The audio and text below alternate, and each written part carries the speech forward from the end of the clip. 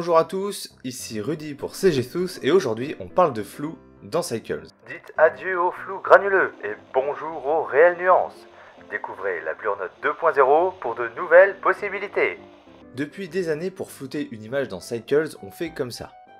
En y regardant d'un petit peu plus près, on constate que ce flou est une illusion d'optique et qu'il s'agit en réalité d'une distorsion de l'image. Vous allez me dire oui, et alors, on s'en fiche, vu de loin, ça fait bien flou. Et je vous dirais que oui, moi aussi, ça m'allait bien, jusqu'à ce que je tombe sur un os.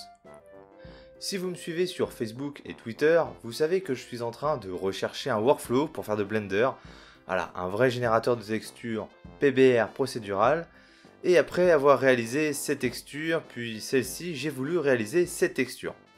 Et c'est là que la bonne vieille méthode a posé problème. Ma mousse devait suivre mes joints et déborder sur les carreaux.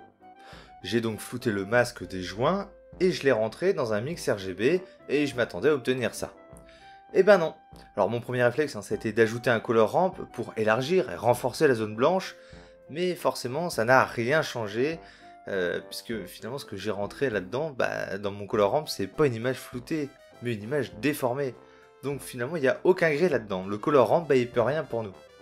J'ai donc commencé à rechercher comment obtenir ce que ferait un vrai flou, c'est-à-dire des nuances. La solution est simple mais peu pratique au premier abord. Il suffit de faire la moyenne de plusieurs images floutées dont le grain ne se superpose pas. C'est exactement le même processus qu'en photographie d'astronomie pour supprimer le bruit ou dans Blender lorsqu'on augmente le nombre de samples. On obtient un groupe de nodes qui ressemble à ça. Alors ce groupe n'est vraiment pas pratique puisqu'à chaque nouvelle utilisation, il faudrait rentrer dans le groupe et aller modifier toutes les nodes d'images une par une. Pour pouvoir réutiliser facilement ce groupe de nodes, j'ai créé une node prête à l'emploi, directement disponible avec CTRL A dans le node editor. Cette réalisation a été rendue possible grâce à l'add-on Shader Node Extra réalisé par Sucrop et un peu de codage manuel. Le flou produit par cette nouvelle node contient maintenant de vraies nuances et on peut réaliser des choses qu'il n'était pas possible de réaliser avant, comme l'associer à un color ramp. Et dans mon cas, ça m'a permis de terminer ma texture et de disposer la mousse comme voulu.